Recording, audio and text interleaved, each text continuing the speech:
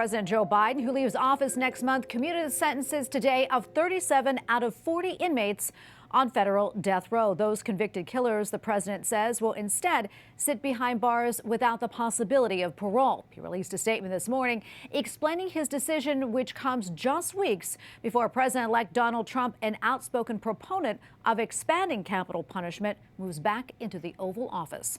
White House correspondent Owen Jensen reports. Owen. Tracy, in his statement, President Joe Biden said, quote, "In good conscience, I cannot stand back and let a new administration resume executions that I halted," end quote. But this afternoon, Donald Trump ripped Biden, calling it an abhorrent decision, adding it's a slap in the face to the victims, their families, and their loved ones. In making his announcement, President Joe Biden writes in part, "These commutations are consistent with the moratorium my administration has imposed on federal executions in cases other than terrorism and hate-motivated mass murder. Make no mistake, I condemn these murderers, but guided by my conscience, I am more convinced than ever that we must stop the use of the death penalty at the federal level." Arkansas Senator Tom Cotton blasted Biden over the move, calling it truly appalling. So Joe Biden was willing to commute every death sentence on federal death row except for the most politically inconvenient murderers. So what message does that send to those 37 families and their friends and their fellow police officers who were shot or killed or tortured in cold blood? The move spares the lives of people convicted in killings, including the murders of police and military officers, people on federal land, and those involved in deadly bank robberies or drug deals, as well as the killings of guards or prisoners in federal facilities.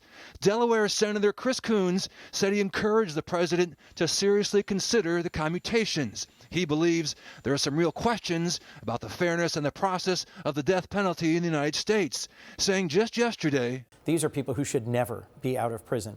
But Pope Francis has called on President Biden, as have many other criminal justice reform leaders, faith leaders, to step aside from federal death penalties. President-elect Donald Trump, who takes office on January 20th, has spoken frequently of expanding executions. During his first term as president, Trump also advocated for the death penalty for drug dealers. In Aurora, Colorado in October, he told supporters, "And I'm hereby calling for the death penalty for any migrant that kills an American citizen or a law enforcement officer."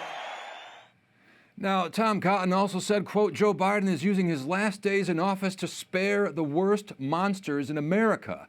These killers were sentenced to death by a jury of their peers," end quote.